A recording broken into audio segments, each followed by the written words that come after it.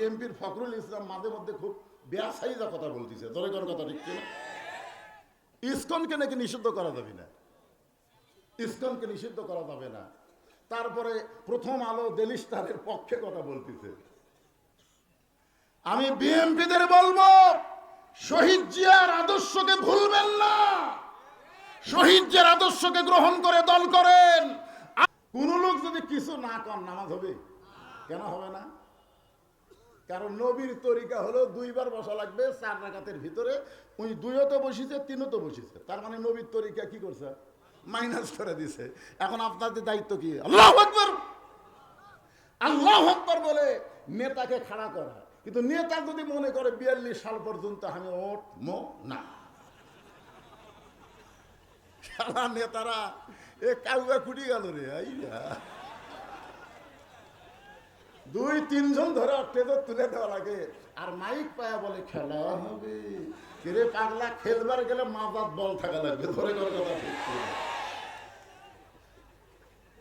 কই পলাবো না রে, পলাবি না। ফখরুলের বাড়ির নাকি যাবি? বর্তমান ফখরুল সাহেব যেরকম কথা বলতেছে মনে হয় ওবায়দুল কাদেরের সাথে মিল দিচ্ছে। কারণ বিএনপির ফখরুল ইসলাম মাঝে মধ্যে খুব বেয়াসাইজা কথা বলতেছে, ধরে কোন কথা ঠিক কিনা? ইসকনকে নাকি নিষিদ্ধ করা যাবে না, ইসকনকে নিষিদ্ধ করা যাবে না। তারপরে প্রথম আলো ডেলি স্টারের পক্ষে কথা বলতেছে।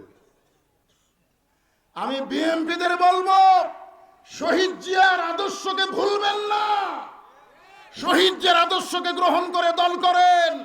আপনাদের মাঝেও ইসলামের পুরাপুরি ভাব চলে আসবে, ধরে কোন কথা ঠিক কিনা? হ্যাঁ, এ ফখরুল কে রে? আগে কোন দল করছে? এক খোঁজা দরকার। কি বুঝতেছেন? পলাবি না, পলাইনি। এখন লোকমা দিছে, ইমাম সাহেব মনে করতেছে আমি একটা নেতা মানুষ, টাইটেল পাস দাওরা পাস, আমি উঠবো না। এখন আপনারা বলেন তো মুসল্লিরা কার পক্ষে যাবে? নেতার পক্ষে না যে লোকমা দিছে তার পক্ষে? কথা কয় না। তার মানে কি বুঝলেন? নেতা তোমার পিছনে আমরা ততক্ষণ আনুগত্য করব যতক্ষণ তুমি আল্লাহর হুকুম নবীর তরিকা মোতাবেক নামাজ পড়াবা। তুমি নবীর তরিকা বাদ দিয়ে ইচ্ছা মতো উঠবস করবা, তোমাকে আমরা মানব না। অউলিল আমরি মিনকুম দিয়ে আল্লাহ বুঝাইলেন, আমিরদেরকে ততক্ষণ পর্যন্ত মানা যাবে আমিরেরা যতক্ষণ নবীর তরিকা মোতাবেক চলবে। ধরে কোন কথা ঠিক কিনা? খুব খেয়াল করে শুনবেন। তো এখন আমরা সবাই আল্লাহর কোরআন অনুযায়ী বাংলাদেশ যদি চলাবার চাই, আমাদের করণীয় কি? এইটাকে সামনে নিয়ে আমি যে আয়াতে কারিমা তেলাওয়াত করেছি আপনাদের সামনে আলোচনা করব। আয়াতটা আর একবার তেলাওয়াত করি। ইয়া আইয়ুহাল্লাযীনা আমানুস্তাঈনু বিস-সাবরি ওয়াস-সালাত ইন্নাল্লাহা মা'আস-সাবিরিন।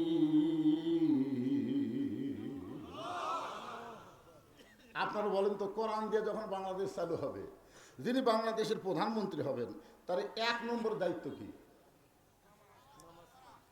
নামাজ পড়া না কায়েম করা? আল্লাহ কোরআনে বলতেছেন 4টা কাজ করা লাগবে, 4টার মধ্যে ওর 1 নম্বর আছে। আল্লাযীনা ইম্মাক্কান্নাহুম ফিল আরদ। মুসলমানের মধ্যে কাউকে যখন ক্ষমতার চেয়ারে দেওয়া হবে তার 1 নম্বর দায়িত্ব হলো আকামুস সালাত, নামাজ কায়েম করা। আচ্ছা, সরকার যদি নামাজ কায়েম করে তাহলে আমাদের ছেলেদের চরিত্র কেমন হবে? কয় ভোট দিবি? আপনারা বলেন তো, যারা একলাই 10টা ভোট দিছে খুঁজলে দেখবেন ওই শালারা জুম্মার নামাজও পড়ে না। কারণ আল্লাহ কোরআনে বলতেছেন ইন্না সালাতা তানহা আনিল ফাহশাই ওয়াল মুনকার। একমাত্র নামাজই পারে মানুষকে যাবতীয় খারাপি থেকে, অশ্লীলতা থেকে বাঁচায় দিতে। ধরে কোন সুবহানাল্লাহ। তাহলে সরকারের দায়িত্ব কি? নামাজ কায়েম করা। আমাদের ছেলেগুলো যদি নামাজ ধরে, ওর কাছে যতই 4G 5G মোবাইল থাক, ওই অকাম করবি না। করবার গেলেই মনে হবে কেউ না দেখলেও তো আমাকে আল্লাহ দেখতেছে রে। সুবহানাল্লাহ কন্যাকে। সেই নামাজকে নিয়ে আজকের আলোচনা হবে। আমার মা বোনের যারা পর্দার অন্তরে বসে আছেন, আপনারাও মনোযোগ দিয়ে শুনবেন। 1 নম্বর হলো নামাজ। আল্লাহ বলতেছেন যদি তোমরা কিছু পাওয়ার চাও তাহলে ধৈর্য আর নামাজের ভিতর দিয়া চাও। নামাজ শুধু পড়লে হবে না, সেই নামাজের মধ্যে ধৈর্যের শিক্ষা নেওয়া লাগবে। একটু মনোযোগ দিয়ে শুনবেন। নবী যখন মক্কায় ছিলেন তখন নামাজ পাইছেন, কিন্তু নামাজ কায়েম করতে পারেন নাই। নবী কিন্তু নবুয়তের 10ম বৎসরে মেরাজ হয়েছে, ওই মেরাজের মধ্যেই নবী 5 ওয়াক্ত নামাজ পাইছেন।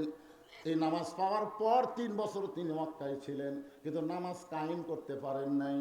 নামাজ কায়েম করার জন্য আল্লাহ তাআলা নবীকে হিজরত করে মদিনায় পাঠিয়ে দিলেন।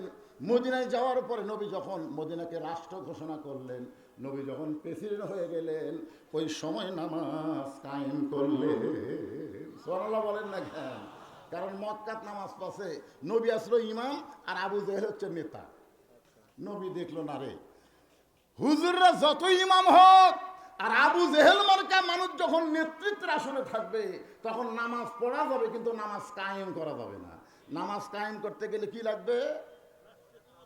ইসলামী রাষ্ট্র লাগবে ভাই, কোরআনের রাষ্ট্র লাগবে। নবী নামাজ কায়েম করলেন, আসরের নামাজ। 5 ওয়াক্ত নামাজের মধ্যে একটা নামাজ হলো আসরের নামাজ। যেরকম কি নামাজ? আসরের নামাজ। হ্যাঁ, এই 5 ওয়াক্ত নামাজের মধ্যে আসরের নামাজের গুরুত্ব কিন্তু খুব ভালো। এই জন্য আসরকে বলা হয় সালাতুল ওস্তা। আসরের আগেও 2 ওয়াক্ত, আসরের পরেও 2 ওয়াক্ত। হযরত বেলাল আসরের আযান দিলেন। পৃথিবীর সর্বশ্রেষ্ঠ মুয়াজ্জিন হলো হযরত বেলাল। দুনিয়ার মুয়াজ্জিন আজান দেয়, সে আজান মুসল্লির কানে ঠিক মতো যায় না। আর হযরত বেলাল যখন আজান দেয়, ওই আজান আল্লাহর আরশ পর্যন্ত পৌঁছে যায়। আপনারা বলেন তো, সব মুয়াজ্জিনের চাইতে বেলালের আজানের গুরুত্ব কেন বেশি? আমার এলাকার এক মুয়াজ্জিন আমারে কয়, হুজুর এই ফজরের আজান দিবার গেলে মুসল্লি না আসলেও কুত্তে আসে। যখন কি আসে? যে আজান শুরু করি, এই কুত্তারা যে কুত থাকে দৌড়ে সেখানে মসজিদের জানলার কাছে পাও তুলে করে। তো হুজুর এই কুত্তাগুলো আমার আজানের লোকমা দেয় কেন? মানে আমি আজান দিবার চাই মাইকও তো এই কুত্তার শব্দ যায়। আমি আমাকে বললো, হুজুর এমন কোনো দোয়া আছে যে দোয়া দেওয়া কুত্তে আসবে না? আমি বললাম, মুয়াজ্জিন সাহেব কুত্তে আসবে না, একটা দোয়া আছে। বলে, হুজুর সেই দোয়াটা কি? আমি বললাম, আপনার ছেলে মেয়ে আছে? কয় হ্যাঁ। ওরা কি নামাজ পড়ে? তোর কাছে না হুজুর, আমি তো নামাজের আজান দিবার যাই, মাস গেলে 5,000 টাকার আশায়, কিন্তু আমার ছেলেরা তো কম্বল ছাড়ে না হুজুর। আমি বললাম, এই জন্যই কুত্তা লোকমা দিছে যে ওই ব্যক্তির চাইতে উত্তম কোনো ব্যক্তি নাই। আল্লাহ কোরআন শরীফের মধ্যে বলেছেন, ওমান আহসানু কওলাম মিম্মান দাআ ইলাল্লাহ ওয়া আমিলা সালিহান ওয়া ক্বালা ইন্নানী মিনাল মুসলিমিন। ওই ব্যক্তির চাইতে উত্তম কোনো ব্যক্তি নাই যে ব্যক্তি মানুষকে আজান দেয়, আল্লাহ রাস্তায় ডাকে। সে শুধু ডাকে না, নিজে নেক আমল করে এবং সে যে মুসলমান আত্মসমর্পণকারী, এইটা পরিচয় দেয়। ধরে কোন সুবহানাল্লাহ। আপনি কি জানেন না, কু আনফুসাকুম আহলিকুম নারা, জাহান্নামের আগুন থেকে বাঁচতে গেলে একলা বাঁচলে হবে না, আহলদের নিয়ে বাঁচা লাগবে। এই জন্য কুত্তে বুঝবার পারছে, এই কারণে লোকমা দেয়। আপনারা বলেন তো, হযরত বেলাল কি সেই রকম মুয়াজ্জিন নাকি? এই ধরে কারণ সেই রকম মুয়াজ্জিন, আল্লাহর আরশ পর্যন্ত তার আজানের ধ্বনি আল্লাহ পৌঁছায় দেয়। সেই বেলাল আসরের আজান দিয়েছে, চারিদিক থেকে সাহাবীরা পঙ্গপালের মতো মসজিদ নববীর মধ্যে ঢুকে গেছে। যখন নামাজের সময় হয়েছে, আল্লাহর নবী মেহরাবের মধ্যে ঢুকেছে। হযরত বেলাল নামাজের আকামত শুরু করলেন। ইমাম যখন মেহরাবের মধ্যে ঢুকবে, তখন মুয়াজ্জিন আকামত দেবে। কতকামাতি সালা না বলা পর্যন্ত ইমাম কেবলামুখী হওয়ার পারবে না। আমার কথাটা দিয়ে খেয়াল করবেন, ইমাম মানে কি শুধু মসজিদের ইমাম না, ইমাম মানে হচ্ছে নেতা। এখন ইমামকে দেখা লাগবে যে আওয়ামী লীগেরা কি সামনে কাতার করতেছে, বিএনপি কি 2 নম্বরের দাঁড়াছে, জাতীয় পার্টি 3 নম্বর কাতারে, আর যুদ্ধ অপরাধী জামাত হলো 4 নম্বর। ইমাম মানে কি? কথা কান, ইমাম মানে কি? দেখা যাচ্ছে একটা কালো মানুষের কাছে একটা ফর্সা মানুষ দাঁড়াবার চাচ্ছে না, একটা গরিবের কাছে একটা ধনী দাঁড়াবার চাচ্ছে না। আল্লাহ রাসূল বলেছে, আবু বকর তোমার কাছে বেলালকে দাঁড়ানোর সুযোগ দাও, ওসমান তোমার কাছে আম্মারকে দাঁড় করাও। ধরে কোন সুবহানাল্লাহ। একজন লম্বা, একজন খাটো, একজন ধনী, একজন গরিব, একজন কালো, একজন ফর্সা, সব কাতারবদ্ধ হয়ে দাঁড়াও। যতক্ষণ কাতার সোজা না হয়েছে ততক্ষণ নবী কেবলামুখী হয়নি। হযরত বেলাল যখন আকামত শুরু করলেন, এমন সময় নবী দেখলেন সামনে কাতারে একজন সাহাবী বসে আছেন, একজন সাহাবী বসে আছেন। আল্লাহ নবীর সঙ্গে সঙ্গে কোরআন থেকে তেলাওয়াত করলেন। কুমু লিল্লাহি কানিতিন। আয়াতের বাংলা অর্থ কি জানেন? আপনারা কোরআন শরীফ তেলাওয়াত শুনলে কিছুই কর না কেন? আল্লাহু আকবার কর না আপনারা? আপনারা কোন দলের মানুষ বলেন? বাংলাদেশে দুইটা বড় দলে সহজ আল্লাহু আকবার কয় না, একটা হলো আওয়ামী লীগ, একটা হলো বিএনপি। আপনার কি এই দুই দলের লোক? দেখবেন এদের মিছিল মিটিংয়ের মধ্যে আল্লাহু আকবার আছে, এ কথা কর না কেন আছে? অথচ মুসলমান হিসেবে জানা দরকার, যখনই জন্ম নিয়েছেন আপনার ডান কান্দে আজান, বাম কান্দে আকামত। যখন আপনি মারা যাবেন আপনার লাশ সামনে নিয়ে ইমাম সাহেব আল্লাহু আকবার বলে নিয়ত বানবে, জোরে কোন ঠিক কিনা? তা আমরা তো আল্লাহু আকবারেরই দল। কোরআন শরীফ শুনলে কেন আল্লাহু আকবার বলবেন? ওয়াইজা তুলিয়াত আলাইহিম আয়াতুহু জাদাতুহুম ঈমানান। আল্লাহর কোরআনের তেলাওয়াত শুনলে আল্লাহ মানুষের ঈমান বাড়ায়া দেয়।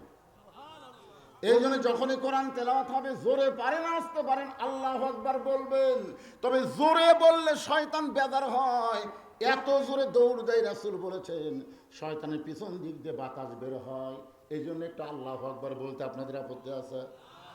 লিল্লাহি তাকবীর। আল্লাহ নবী বললেন কুমু লিল্লাহি কানিতিন, দাঁড়াও। কত কামাজি সালা বেলাল বলতেছে এরপরও তুমি সামনে কাতারে বসে আছো কেন? দাঁড়াও। কারণ নামাজের ভিতরে বাহিরে যে কয়টা ফরজ তার মধ্যে একটা ফরজ হলো দাঁড়িয়ে নামাজ পড়া। জোরে কোন কি পড়া? কথা হয় না। যারা সিয়ারে নামাজ পড়েন, যারা সিয়ারে নামাজ পড়েন আমি তাদেরকে বলবো ভাই, সিয়ারে নামাজ পড়ার কথা কোরআন হাদিসের কোনো জায়গাতে নেই। আপনি পারলে বসে পড়েন, যদি দাঁড়াবার না পারেন বসে পড়েন, না যদি পারেন শুয়ে থেকে পড়েন, তাও সিয়ারে বসা যাবে না। কারণ কুমুলিল্লাহি কানিতিন, কানিতিন শব্দের অর্থ হচ্ছে পরিপূর্ণ আনুগত্য। সিয়ারে বসলে আনুগত্য হয়? আপনি কার কাছে আইছেন? নামাজ কার কাছে আইছেন? আল্লাহর কাছে। তো আল্লাহর কাছে সিয়ারত বসা কেমন লাগে? আল্লাহ রাসূল বললেন দাঁড়াও। সাহাবী বললেন ইয়া রাসূলুল্লাহ, হযরত বেলাল যখন আকামত শুরু করেছে এমন সময় আমি দাঁড়াবার চাই, কিন্তু আমার দেহে এত দুর্বল হয়ে গেছে, আজকে 3 দিন হয়ে গেল আমার দেহের মধ্যে কোনো খাবার পড়ে নাই। এই না খাওয়ার কারণে আমি এত দুর্বল হয়ে গেছি ইয়া রাসূলুল্লাহ, আমি দাঁড়াবার চাই কিন্তু দাঁড়াবার পারতেছি না। সঙ্গে সঙ্গে আল্লাহ নবী বললেন ওসমান। নবী যখন মদিনার রাষ্ট্রপতি ছিলেন ওই সময় নবীর কয়েকটা মন্ত্রী ছিল। ধর্মমন্ত্রীর নাম হলো আবু বকর। যেরকম ধর্মমন্ত্রীর নাম কি? সবাই একটু হোহা করেন। ধর্মমন্ত্রীর নাম কি? আইনমন্ত্রী হলেন হযরত ওমর, আইনমন্ত্রী হলেন হযরত ওমর, আর শিক্ষামন্ত্রী হলেন হযরত আলী, আর অর্থমন্ত্রী হলেন